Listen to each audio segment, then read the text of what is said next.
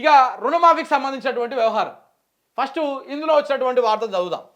ఏం రాసిండు? గడువులోగా రుణమాఫీ చేసినాం, ఇది మా మార్క్, సాధ్యం కాదన్నోళ్ళ నోర్లు మూయించినాం సీఎం రేవంత్ రెడ్డి. అర్హత ఉండి రుణమాఫీ కాని రైతులు ఆందోళన చెందొద్దు, అలాంటి వాళ్ళ కోసమే 5,000 కోట్లు రిజర్వ్ చేసినాం. అంటే 5,000 కోట్లు ఎట్లయితుంది? ఇంకా 13,000 కోట్లు కదా కావాల్సింది. 18,000 కోట్లతోనే అయినాయి కదా, మిగతా అన్ని ఎక్కడ పోయినాయి? ఎవరైనా ఉంటే కలెక్టర్ ఆఫీసులో ఫిర్యాదు చేయొచ్చు. రుణమాఫీ చేసినంత మాత్రాన ఇతర పథకాల్లో ఎలాంటి కోతలు ఉండవు. అక్రమ నిర్మాణాలు కూర్చివేత కోసం హైడ్రాకు ఫ్రీ హ్యాండ్ ఇచ్చినాము. నీ ముందు నువ్వు చేసినటువంటి అక్రమాల మీద ఫోకస్ చేయాలని చెప్పేసి హైడ్రాను కోరుకుంటున్నా. ఇక ఇది అన్నాడు కదా, ఒకసారి ఇంకా ఇవన్నీ ముచ్చట్లు వద్దుగా మనకు, ఇవన్నీ ముచ్చట్లు వద్దు. ఒకసారి ఆ కొడంగల్కి వెళ్ళి ఒక మిత్రుడు నాకు పొద్దుగాల ఫోన్ చేసిండు. ఇగో ఇది చదివినాక ఆ పిల్లగానికి ఫోన్ చేస్తాం. కొడంగల్కి పోదామా, కొండారెడ్డి పెళ్లికి పోదామా? ఒక్క రైతు వేదికలో 100% మాఫీ అయితే రాజీనామాకు సిద్ధమని ప్రకటన. మాట తప్పి పారిపోయినోడు ఎవడు? 40,000 కోట్ల నుంచి 18,000 కోట్లకు లెక్క ఎట్లా తగ్గింది? ఊరూరు తిరుగుతాం, రిపోర్ట్ సిద్ధం చేస్తాం. తమ్ముడు ఆస్ట్రేలియా టూర్ వర్కౌట్ అయింది, తన అమెరికా టూరు వర్కౌట్ కాలేదని ఫ్రస్ట్రేషన్. రుణమాఫీ పైన రేవంత్కు కేటీఆర్ సవాల్ విసిరినటువంటి సందర్భం ఇది. ఒకసారి అడుగుదాము, రుణమాఫీ మొత్తం అయిపోయిందా కాలేదా అనేది. తమ్ముడు ఫోన్ చేసి కొడంగల్కి వెళ్ళి పొద్దుగాల. నమస్కారం. హలో బ్రదర్, నమస్తే. ఏం పేరు నీ పేరు? నా పేరు నరేష్ అన్న. నరేష్, మీది ఎక్కడ, ఏ నియోజకవర్గం? కోడంగల్ కాన్స్టిట్యున్సీ, మద్దూరు మండల్ అన్న. మద్దూరు మండల్, ఏ ఊరు? నందిపహాడ్ అన్న. నందిపహాడ్. అవునన్నా. ఓకే. ఇది మనకు పొద్దుగాల నాకు ఫోన్ చేసిన రుణమాఫీ కాలేదన్న మాకు, మా సీఎం నియోజకవర్గమే అని చెప్పేసి. అవునన్నా, మన విలేజ్ లో సుమారుగా 1,060 క్రాప్ లోన్ అకౌంట్స్ ఉంటాయన్నా. 1,060? 60. ఓకే. ఇది మద్దూరు మండలం, నందిపహాడ్ విలేజ్ అన్న. నందిపహాడ్. అవునన్నా. ఓకే. 1,040 ఉంటాయా? 1,060 అన్న. 1,060 క్రాప్ లోన్లు అకౌంట్లు ఉంటాయి. అంటే మనకు 1000 చిల్లర ఉన్నాయని చెప్పిండనా. ఓకే. లిస్ట్ మండే వస్తుందన్న. ఓకే. ఇది ఒక అప్రాక్సిమేట్లీ 1000 చేంజ్ ఉన్నాయన్న. Okay, no problem. చెప్పు. మనకు ఫస్ట్ విడతనేమో 89 అయినాయన్న మన విలేజ్ కి. ఫస్ట్ విడత 89 కేవలం. అవునన్నా. ఓకే. సెకండ్ విడత వచ్చేసి 59. 59. మూడో విడత వచ్చేసి 30 అయినాయన్న.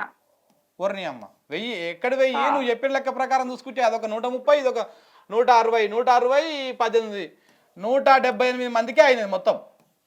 178 మనం పర్సెంటేజ్ లెక్క తీసుకుంటే 16.792 అయిందనా. 79 అనుకో. ఎంత? 16.79 అన్న.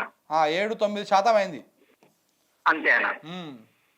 ఇంకా 16%. మొత్తం ఉన్న దాంట్లో ఇదే సొంతంగా కొడంగల్లే మళ్ళా నియోజకవర్గం. కోడంగల్ నియోజకవర్గము, మద్దూరు మండల్, నందిపహాడ్ విలేజ్ అన్న. మరి ఇప్పుడు చెప్పాలిగా, మరి మొత్తం అయిపోయింది, 100% అయిపోయింది, అందరికి అయిపోయింది అని చెప్తా ఉన్నాడు కదా. మరి ముఖ్యమంత్రి మీ ఊర్లోనే కాలేదుగా, సొంత నియోజకవర్గంలో? గదే చెప్తున్నా, మాటలేమో కోటలు దాటుతాయి, చేతలేమో ఏమంటారు కదా గడప దాటదన్న ఈయన మాటలు. ఇంతకు ముందు ఏమంటున్నానంటే, నేను ఎగ్జాంపుల్ చెప్తానన్నా. మన హైదరాబాద్ లో ఇంతకు ముందు మీరు ఏ కాన్స్టిట్యున్సీ అంటే కోడంగల్ కాన్స్టిట్యున్సీ అంటే రేవంత్ రెడ్డి కాన్స్టిట్యున్సీ అంటుంది. ఇప్పుడు ఏమంటుందంటే మీది ఏ కాన్స్టిట్యున్సీ అంటే కోడంగల్ అని అంటే పంచమల్లోనే గెలిపించుకున్నారు కదా అయ్యా అని అంటున్నారు. కాంగ్రెస్ అభిమాని. అంటే మీ జతపోయే కాలం వచ్చింది రేవంత్ రెడ్డి వల్ల. అదే అన్న.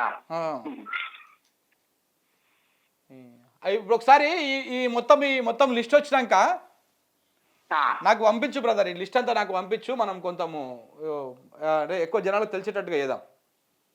ఖచ్చితంగా నేను పంపిస్తాను. ఇంకోటి నేను మీకు ఒక విషయం కూడా చెప్పాలనుకుంటున్నాను. చెప్పండి బ్రదర్. 6 గ్యారెంటీలు కాదు, అది 6 గారెడీలు అంతే. అది 6 గారెడీలు. 6 గారెడీలు అన్న. ఇప్పుడు గారెడి అని ఎవరిని అంటారంటే మెజిషియన్ అంటారు. అంటే లేనిది ఉన్నట్టు చూపించేవాడు. ఈయన కూడా లేనిది ఉన్నట్టు చూపించిండు, ప్రజలని మభ్య పెట్టిండన. మీ సొంత నియోజకవర్గము, మీ నియోజకవర్గంలో గెలిచిన ఎమ్మెల్యే సీఎం అయితే మీరు మరి ఇట్లా సంతోషంగా ఉండాలి, కానీ ఇట్లా అయితే చెప్పు, ఎట్లా చెప్పు? సంతోషంగా ఎక్కడున్న ఒక్కసారి మీరు ప్రతి విలేజ్ ని మీరు ఎక్కడైనా తీసుకోండి, ఉమ్, అసలు ఎక్కడ కూడా సంతోషం లేదు. వాళ్ళు గప్పాలు కొట్టుకుంటున్నారు, పాలాభిషేకాలు చేసుకున్నారు. కానీ పాలాభిషేకాలు చెయ్యొద్దు, విఠలన్న తెలంగాణ విఠలన్న ఒక మాట అన్నాడు, ఉమ్. ఇంకో అభిషేకం చెయ్యాలన్నట్టు విఠలన్న అన్నట్టుగా. ఏం అభిషేకం చేయాలి? విఠలన్న అన్నాడు చూడండి ఒక ఇంటర్వ్యూలో, ఆ అభిషేకం చెయ్యాలి ఈయనకి. ఇప్పుడు వెలుగు పేపర్ ఉంది కదా, వెలుగు పేపర్ తమ్ముడు, వెలుగు పేపర్ చదువుతారా మీరు?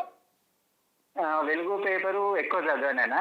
వెలుగు పేపర్లో రాసిరనమాట, గడువులోగా రుణమాఫీ చేసినాం, ఇది మా మార్క్, సాధ్యం కాదన్న వాళ్ళ నోర్లు మూయించడం అని చెప్పేసి రేవంత్ రెడ్డి అన్నట్టు రాసిరు వెలుగు పేపర్ వాళ్ళు. ఓకేనా. ఇంకోటేనా, అది మార్పు కాదు, మార్పు అంటే ఇది వాళ్ళకు వచ్చిన మార్పనా? ఇప్పుడు మనకు ఏమంటారు, వెంకటన్న ఉన్నాడు కదా, మన ప్రొఫెసర్ కోదండరామ్ సారు, రేవంత్ రెడ్డి, వాళ్ళ కుటుంబానికి వచ్చింది మార్పు. ఓకే, తెలంగాణ ప్రజలకు రాదు. తెలంగాణ ప్రజలు ఇంకా అంధకారంలోకి వెళ్ళిపోతున్నారు ఆయన.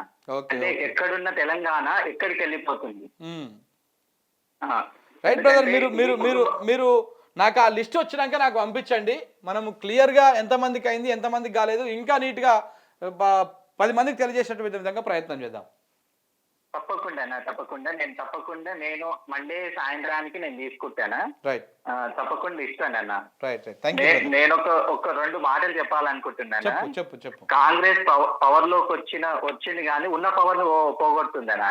అంటే కరెంటును కూడా 24 గంటలు కరెంట్ ఉంటది అని అంటారు కానీ 24 గంటలు కూడా కరెంట్ ఉండదు. అంటే నేను రుణమాఫీ పైన కాకుండా మిగతా విషయాలు కూడా వీళ్ళు చేసిన దుర్మార్గాలు, వీళ్ళు చేసిన మాటల గురించి చెప్తున్నానన్న. ఎందుకనంటే నేను ప్రత్యక్షంగా ప్రత్యక్షంగా గ్రామాల్లో, నేను ఒక పార్టీలకు అతీతంగా మాట్లాడుతున్నాను, ఒక గ్రామ బిడ్డగా, ఒక రైతు బిడ్డగా మాట్లాడుతున్నా.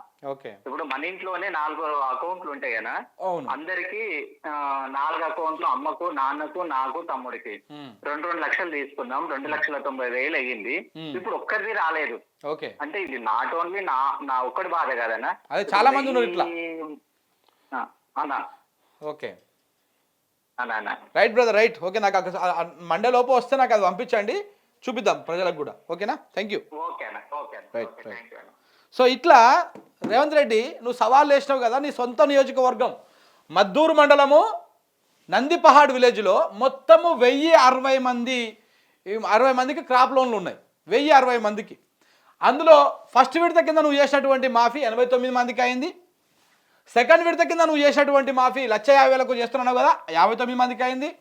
ఇప్పుడు మనం చేసేటువంటి 2 లక్షల మందిలో కేవలం 2 లక్షలు రుణమాఫీ దాంట్లో కేవలం 30 మందికి అయింది. మొత్తం కలిపితే 178 మందికి మాత్రమే నువ్వు రుణమాఫీ చేసినావు. 1060 అంటే 1000కి చిల్లరగా ఉన్నటువంటి సంఖ్యల. అంటే మొత్తం ఉన్న దాంట్లో 16% కూడా నువ్వు 16% రుణమాఫీ చేసి, మొత్తం మేము చేసినాము, మాట తప్పము, మడమ తిప్పము, ఏదో చెయ్యము అని చెప్పేసి పొంకరాల మాటలు మాట్లాడితే ఎట్లా?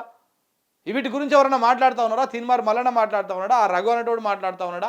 ఎవడన్నా మాట్లాడుతూ ఉన్నాడా? మాట్లాడరు. ఎందుకంటే వీళ్ళ ప్యాకేజీలు ఆగిపోతాయి, వీళ్ళ ఉద్యోగాలు పోతాయి, వీళ్ళ పదవులు పోతాయి. కాబట్టి వీళ్ళంతసేపు ఉన్న ప్రజలను మభ్యపెట్టించి ఆగం చేసి వాళ్ళ ఓట్లు వేయించుకొని ఇలా గద్దెనెక్కి రాజ్యం వెళ్తూ ఉన్నారు. వీళ్ళకు ప్రజలు, రైతులు, వీళ్ళ గోసలు ఇవి అవసరం లేదు. సో కాబట్టి ఈ విధంగా 6 గారడీలు చెప్పేసి ఈ విధంగా జనాలను నిజంగా గారడీ చేసి బురిడి కొట్టిస్తున్నటువంటి పరిస్థితి. బురిడి బాబా మన రేవంత్ రెడ్డి గారు, బురిడి బాబా. గారడీలు చెప్పాలి, బురిడి కొట్టియాల జనాలని ఓట్లు వేయించుకోవాలి. సో ఇలాంటి వ్యవహారం నడుస్తూ ఉన్నటువంటి పరిస్థితి కనపడతా ఉంది.